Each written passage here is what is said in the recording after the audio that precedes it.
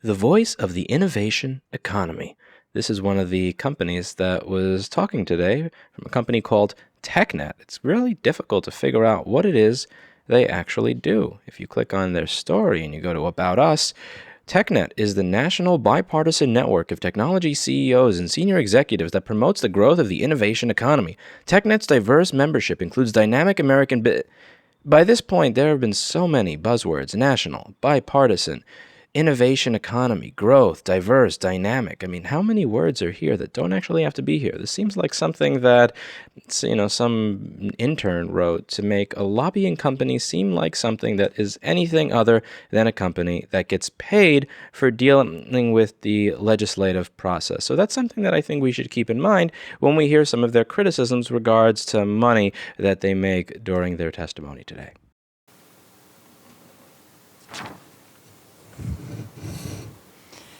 Good afternoon, Chair Chan, Chair Feeney. Thank you so much for the opportunity to testify before you this afternoon. My name is Christina Fisher. I'm the Executive Director for the Northeast for Technet. Since I've been before you before, I won't go through the whole spiel on who Technet is. But I did want to first start by saying that we're here in opposition to the red to repair bills.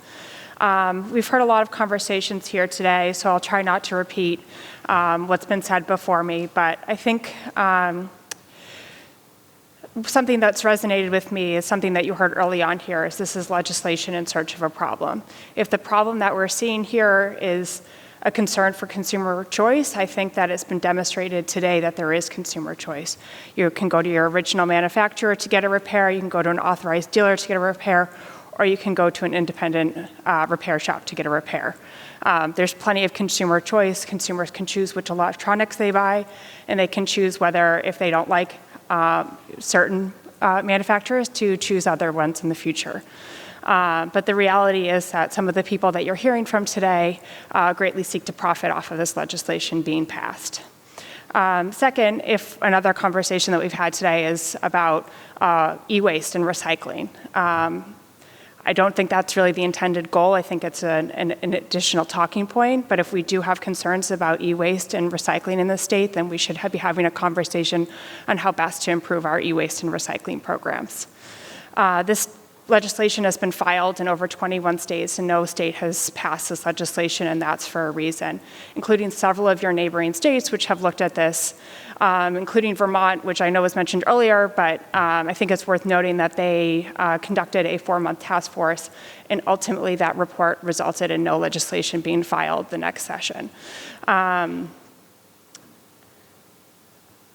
I guess I want to conclude just by mentioning that Massachusetts has always prided itself in being pro-innovation, and passing this legislation would send the unintended message to the business community that if you innovate and you create, that you no longer have that value to yourself, and that it's allowed to be shared with others. So I encourage the committee to think thoughtfully about this before advancing this legislation. Thank you. Thank you for your testimony. Any questions for individual? There being none, thank you very much for your time. Hi, my name is Louis, and I run a repair shop in New York City. Before I get started, I think it's important to address a point that Mrs. Fisher just brought up, which is that there are many people that are seeking to profit from this legislation. And I agree that it's an important point. I think it's important to look at who paid to be here today versus who is being paid to be here today when looking at who is opposing the legislation and who is in favor of that legislation. That being said, let's just go back to a general idea that I have, which is that law is downstream from culture. Culture happens first. Now, about 3.5 years ago, I made an educational video showing you what to do if you have water spilled into a MacBook and it gets in the trackpad area. I showed how to replace a fuse that blew in this customer's case so that their keyboard and trackpad didn't work. And 3 months later, I heard from a law firm of Kilpatrick & Townsend asking on behalf of Apple if I would take this video down. Why do I bring this up? I bring this up because the appliance lobbyist over there said that this is a solution in search of a problem. However, I don't often see people paying $1,200 an hour to create when there's no problem. There is a problem, which is that when I show you where a fuse is in a product, I can get in trouble for that. There were also individuals that brought up that authorized repair is very good and it does the job very well. But then I'd also bring up the question as to a CBC News piece that came out last year where there was a bent pin in a cable of a laptop and they wanted $2,000 to fix this. I fixed it on camera in 30 seconds by bending back the cable. When it comes to the video games console manufacturers, if authorized repair is so good there, why is it that if the video plug breaks on your PlayStation that the authorized repair time is 3 to 6 weeks to fix that when I can teach a 16-year-old how to do that job inside of 5 to 15 minutes? The issue here is that the culture has changed, but the law has stayed the same. The laws that are being used to say that I shouldn't have access to a document that says where the fuse is, or if I show this, where this keyboard fuse is, that I could be in trouble and have my business in jeopardy, is a law that was created 50, 70, 90 years ago when the culture was different. Back then, if you open your refrigerator, you open your television, there's a schematic there that tells you how to do all of this. I, as a normal person, not even a repair shop owner, could call up the company and say, can I get this thing for my vacuum and my radio? Or you could just go to Radio Shack and get it. Now you have to see how it is today, where if you have a MacBook Air and the SMC chip that reads your battery and can tell what your battery percentages dies, I can't replace that chip easily because it has firmware on it. If I tried to read that firmware, the chip will stop working. It's very similar to this TV show called 24 where Jack Bauer would interrogate terrorists and he's like, where's the bomb? The terrorist would take a cyanide pill and go, you're never going to find out. The chip does that. It erases itself.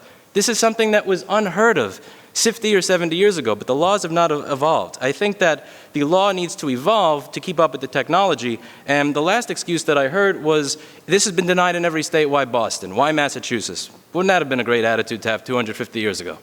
That's it. Thank you for your testimony. Any questions from the members? Senator Feeney. Thank you, Mr. Chairman. Thank you for your testimony. Although I think Chloe would have been able to help Jack Bauer figure anything out. You mentioned, you said if you show, I believe you used the example of a fuse. If you show a consumer where that fuse is, or if you figure that out and repair that, that you could potentially be in trouble or your business could be in trouble. Are there stories of independent repair shops that are contacted by manufacturers and that do get sued or, in trouble? Could you just maybe elaborate on that, or what your fear is that could happen to you? My fear in terms of it happening to me is that I replied saying, if you want this video down, don't call me from your law firm, file a public DMCA claim where you have to say what the problem is. That creates the PR nightmare of them having to say, we don't want our customers to know where a fuse is. They never did because of public backlash. But realistically speaking, at any given time, they could go through with it and they would probably win the case. I've heard of other companies being contacted similarly. There are people here who post on iFixit Answers. iFixit is a business that has been contacted several times over things on their website, although I don't have exact details to it, and they're not here to speak on it. But it's something that we all live in fear of. So you post a video, and then you get contacted by an attorney representing a manufacturer. And what does that attorney tell you? Are you liable? Are they going to sue you? They tell you to just trade demand secret, to take copyright, it down? this, that, and the other. And the thing that's interesting to me is the document that showed on screen, it's essentially something that's already sold to you. So when you buy the machine, you can tell where that is just by measuring. It's simply sold to me in a different form if it's sold via schematic versus via the actual product. It would be like if I sold you a book in Latin and then somebody else gave it to you in English. You already have the book in front of you. It's just confusing. You could easily difficultly more so say, translate it to English if you'd like to using an online translator. It's just a pain in the ass. Okay. Thank you. Thank you. Thank you for your time.